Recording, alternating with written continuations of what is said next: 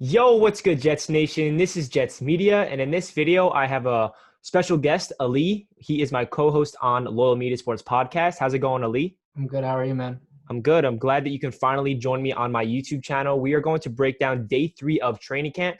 This is the first day with pads. It's not full pads. They have shoulder pads and full speed. And this is day 3 of training camp. So yeah, you guys really showed a lot of love in the first 2 videos of my training camp videos, dissecting who's really shining in training camp, the injury updates, who's really we're worried about, what positions are getting injured a lot. So yeah, we have a lot to talk about in this video. So yeah, let's jump right into it. So injury update. It's really the same as yesterday. All the same guys are out. Denzel Mims, Vincent Smith, all of them are not practicing. The only new guy is James Burgess, inside linebacker. He left with a back injury. And it's unfortunate that we're battling a lot of injuries, but we're not going to get too in-depth on the injury update because we never know. We're just going to take it day by day because there's luckily not really any long-term injuries as of yet. So yeah, going straight into the positives of today's training camp. First and foremost, Chris Herndon is impressing a lot of people. He had a crazy one-handed catch, according to all the reporters that were at training camp today. He brought it in, and they were just raving about how excellent Chris Herndon looks. And in my previous video, you guys saw that Jameson Crowder actually compared him to Jordan Reed. So, Ali, what are your expectations on Chris Herndon, and how do you think he can be maneuvered in this offense? Look, Chris Herndon could be the number one guy for Sam Darnold and the best weapon for Sam Darnold. Look, Chris Herndon has always had the talent. Even in college, he's always had the talent, but he just couldn't stay on the field. And hopefully this season that can be different. But he has a chance of being that number one target for Sam Darnold. You see Tom Brady had Gronk. Tony Romo had Jason Witten. All these reliable guys. I think Chris Herndon could be that guy that Sam Darnold looks up to and, can succeed. Exactly, man. I mean, Chris Herndon, we saw what he can do his rookie season with Sam Darnold. It looked like they had that rookie connection. Both Sam Darnold and Chris Herndon were rookies coming out of the 2018 draft class. And, we had a lot of high expectations in 2019 for Chris Herndon, but, he had a suspension.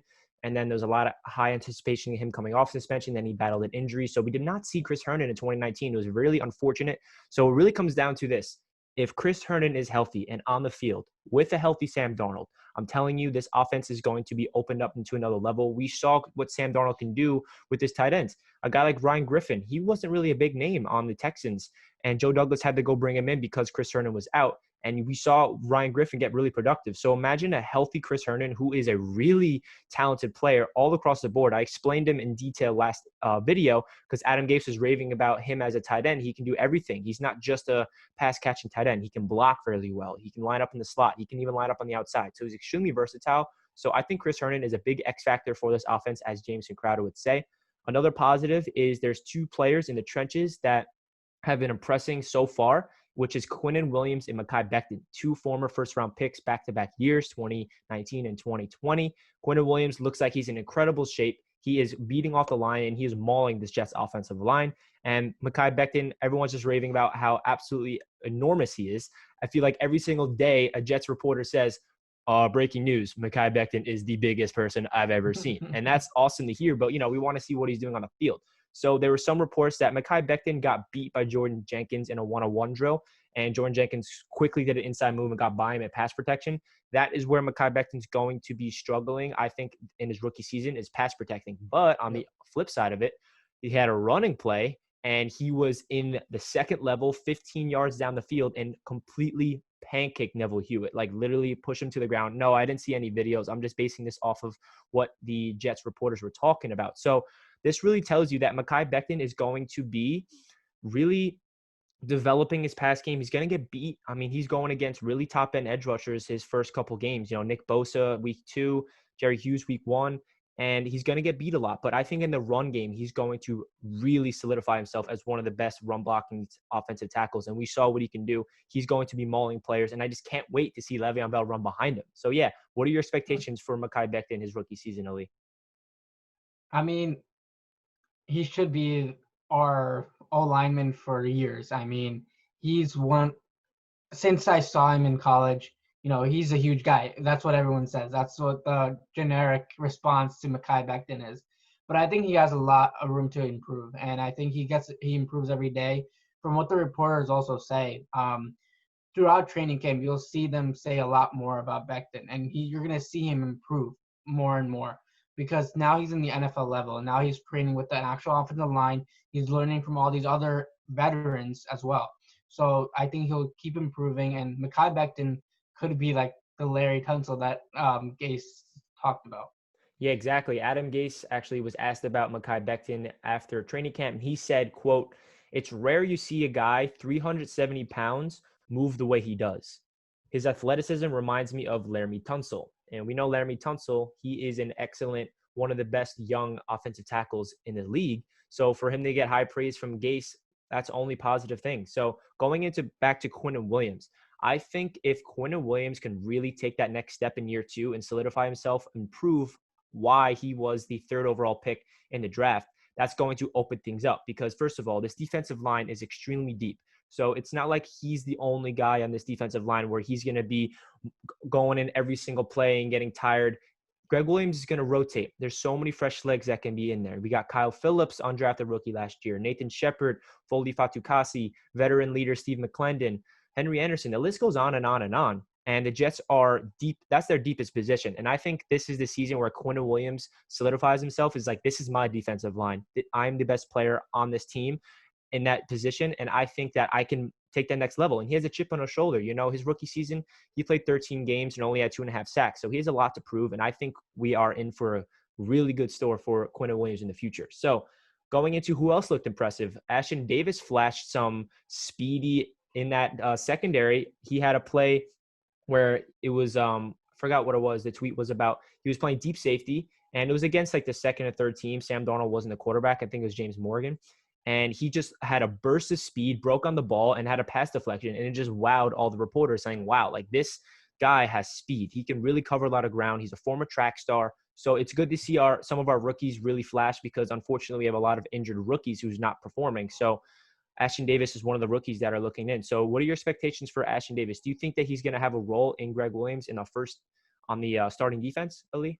First thing I want to say is, are we missing Jamal Adams? Hell no. We're not missing Jamal Adams at all because Ashtyn Davis making plays and Marcus May making plays. Both of Yeah. those guys the last 2 days have been making plays and they've been called out by reporters. And both guys are special players.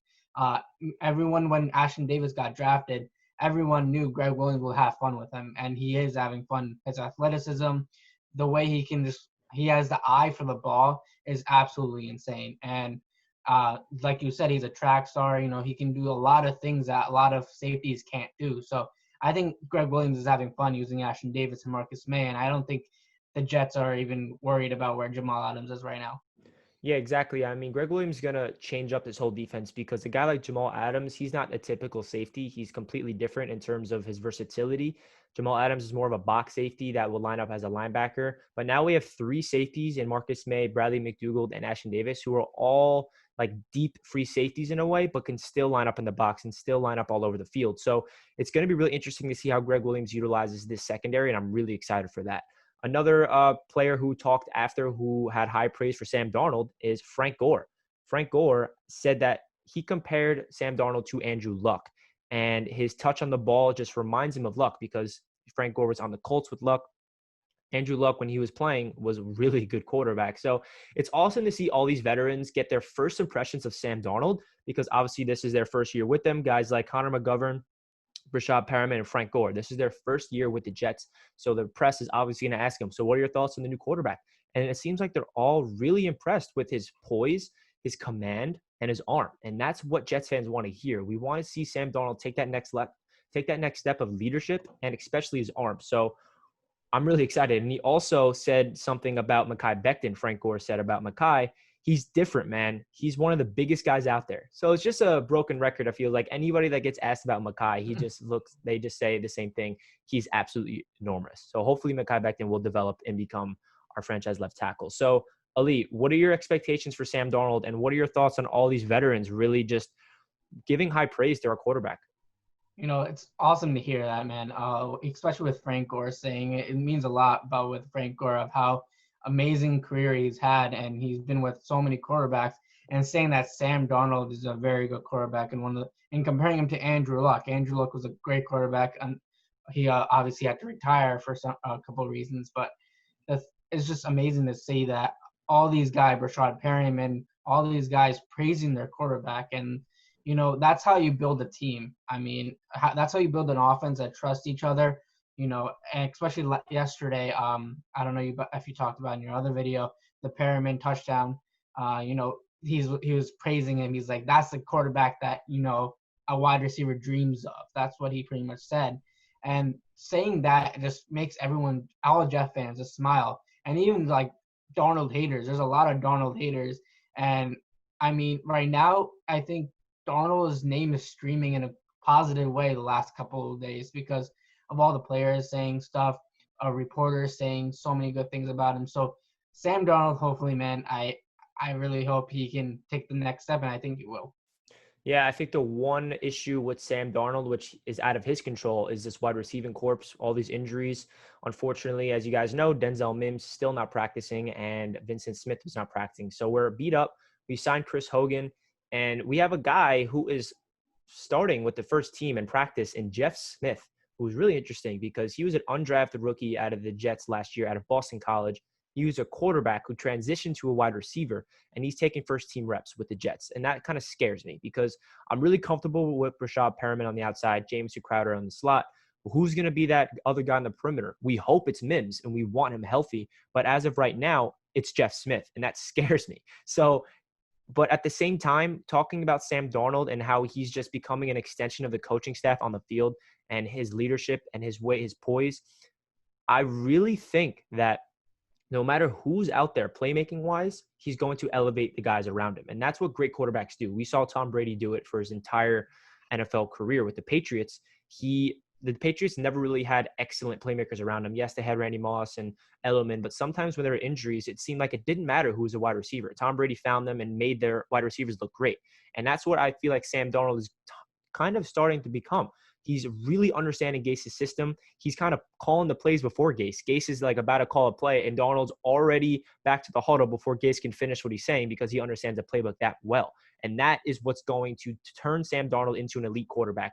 Quarterbacks that understand the offense and understand football and can make audibles and read defenses and line guys up and have that leadership mentality is what makes a great quarterback. And for Rashad Perriman, to go back to what he said about him, he said that his personality, his laid back and chill reserve personality, he has this command of the room where it's like, this guy is the real deal. Like, he's not like out there, like in the media saying all these crazy things. He's just so laid back, and he's just a guy that shows what he's capable of with his work. Like, he doesn't really talk too much. He just shows what he can do on the football field. And that's been impressing all these veterans. So I'm really excited for this. And so what do you really think about this wide receiving corps and Jeff Smith playing at the, as a starter, because we obviously missed Denzel.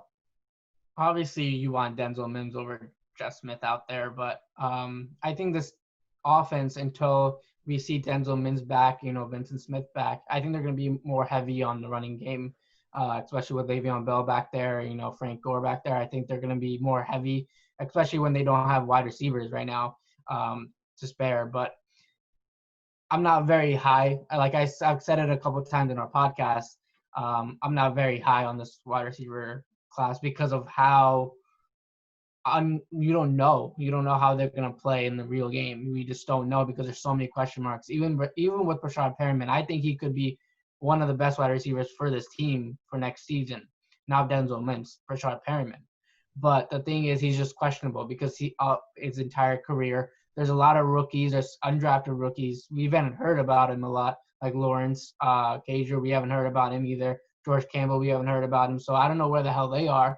But I think they should be competing with Jeff Smith. I think all these guys should be competing. Last year, Jeff Smith did make a lot of big plays when I was at training camp, like here left and right. And that's why he's probably back at training camp because of those big plays. But we'll see. It's just the wide receiver core is just a question mark right now. Yeah, I mean, it's unfortunate. That's probably our position that has the least amount of depth, and it's a position that's getting the most banged up. So, but the tight end position is very, very deep. I mean, Tevin Wesco has been lighting it up. He lighted it up today too. Exactly. So I think he looks bigger. With Chris Herndon, Ryan Griffin, and Tevin Wesco, that's pretty dope. Because Wesco was more of a blocking tight end. He wasn't more of a receiving tight end. But the fact that he's developing and catching the ball, that's great for Sam Darnold.